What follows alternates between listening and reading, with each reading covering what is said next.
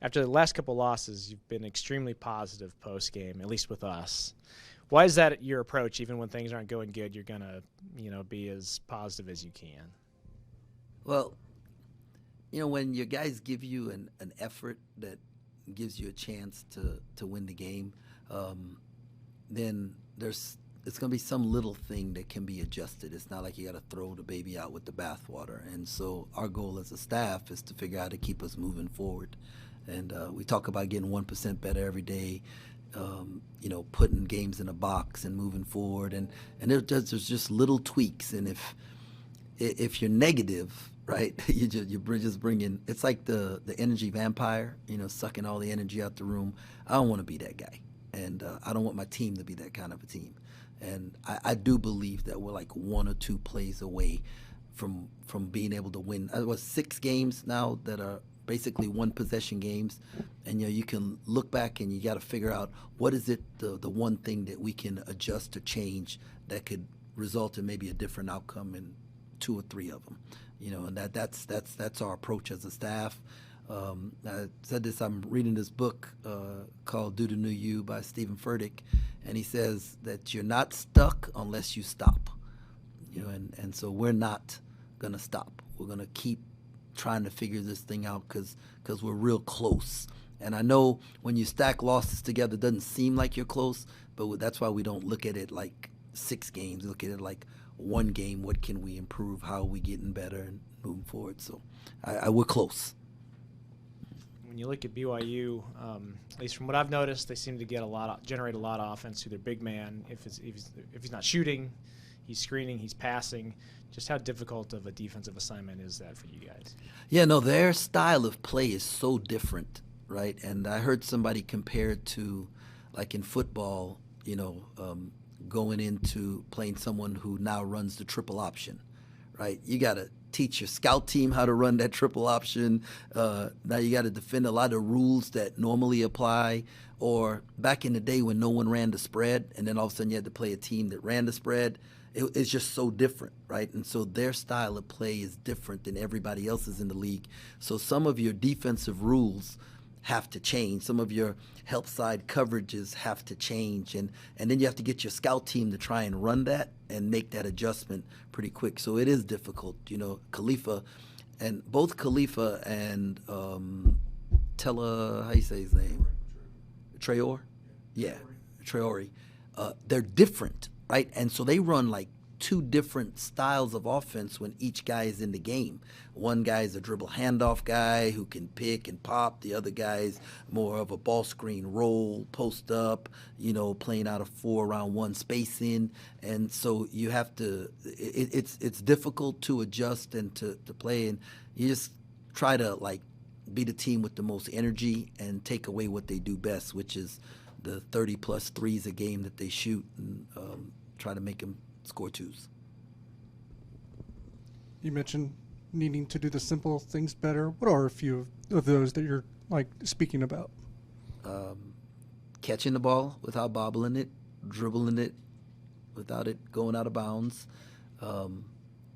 Just those simple things like catching the ball with your eyes. And if we'll catch the ball with our eyes and we have our hands and feet ready, we'll be better shooters, we'll be better passers, and we can eliminate 2 or 3 turnovers that are really self-inflicted. And when you're talking 2 or 3 turnovers, possessions in 1 possession games, it becomes huge.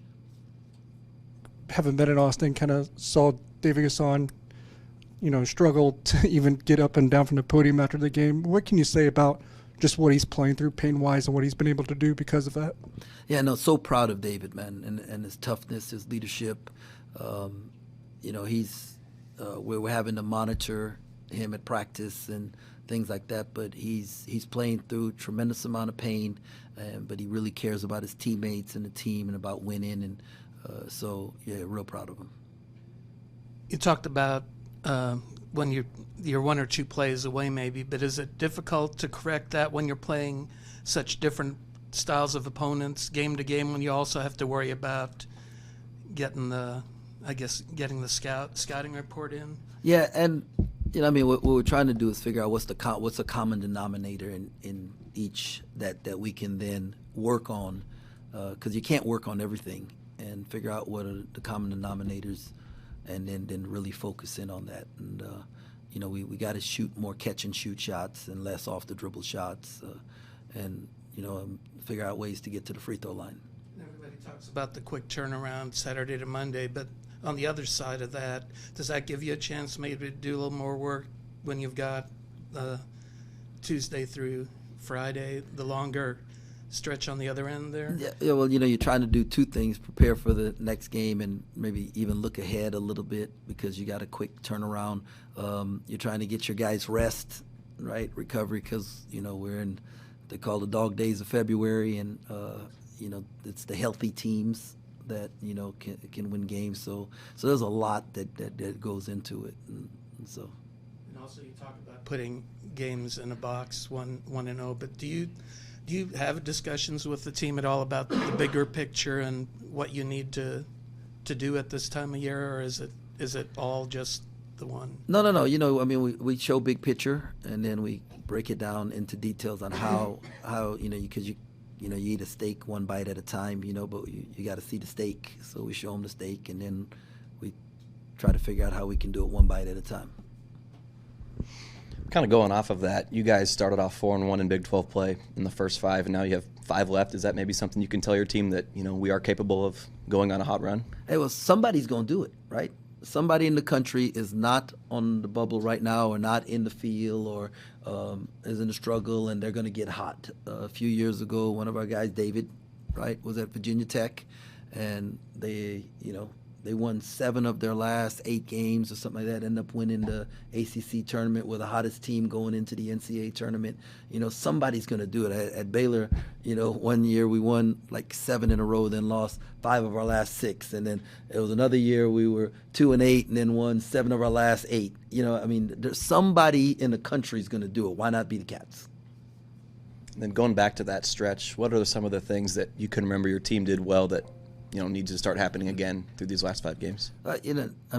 We made shots, we offensive rebound, and we got to the free throw line.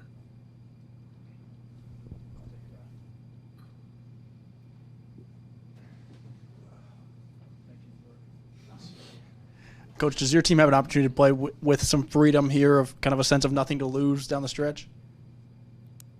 Man, we try all the time to play with love, joy, and freedom, and we play a game, and I know like winning is like real important, and I want to see these guys win, but on the scoreboard. But if we try not to have them understand, like feel the other pressures that you have to have, because you can't play the game like that, it's not like we have nothing to lose, because we got a lot to play for, but I don't want to put extra pressure on them, or just make it harder than it needs to be.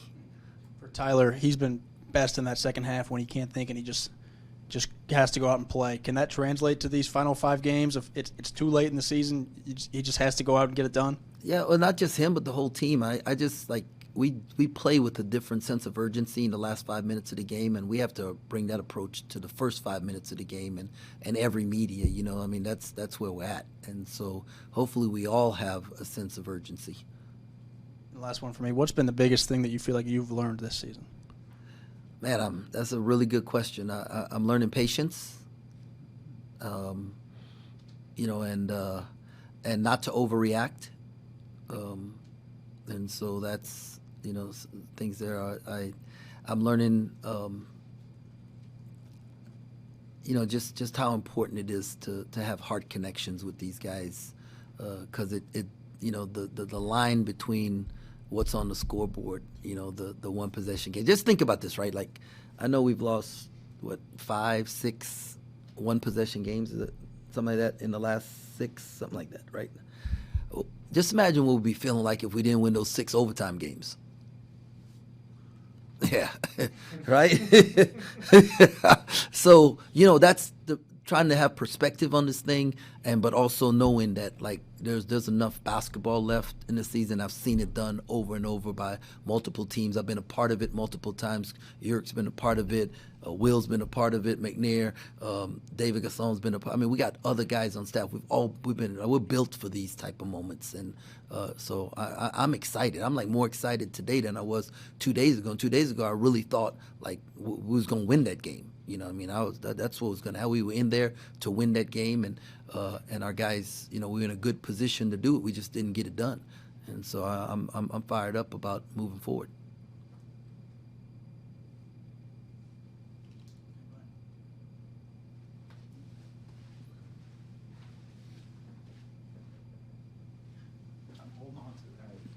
Any other questions?